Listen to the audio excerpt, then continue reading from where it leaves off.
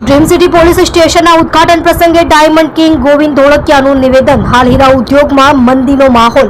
આશા છે કે આવનારા સમયમાં પરિસ્થિતિ સુધરશે। રત્ન કલાકારોને સહાય માટેની રજૂઆત સરકારમાં કરી છે। મારા દ્વારા રજૂઆત કરી છે, જેથી આ રજૂઆત સરકારની વિચારણા પર હશે।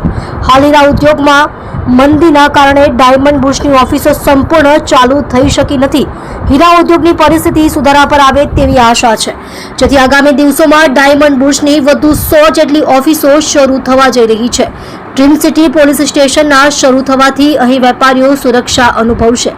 અહીં કસ્ટમ ઓફિસ પર આવેલી છે, જેથી કરોડોના હીરાનો અહીં વેપાર થાય છે, જે કરોડોના હીરાની આવાગમનને લઈ સુરક્ષા પણ જરૂરી છે। જેથી ડ્રીમ સિટી પોલીસ સ્ટેશનના શરૂ થવાથી વેપારીઓને કરોડોના હીરાની સુરક્ષા સલામતી જળવાઈ રહેશે।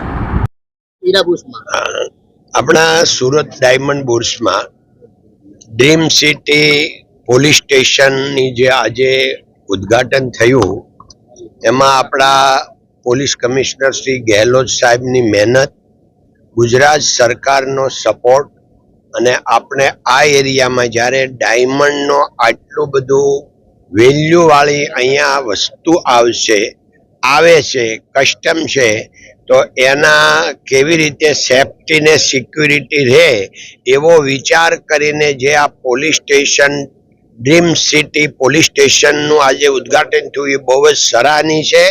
અને આપણે આશા રાખીએ કે આ એરિયામાં ખૂબ જ સેફટી, શાંતિ અને સુખ રહેશે। ધન્યવાદ। કાકા, એક સવાલ છે આર્થિક સહાયની। રત્ન કલાકારો માંગ કરી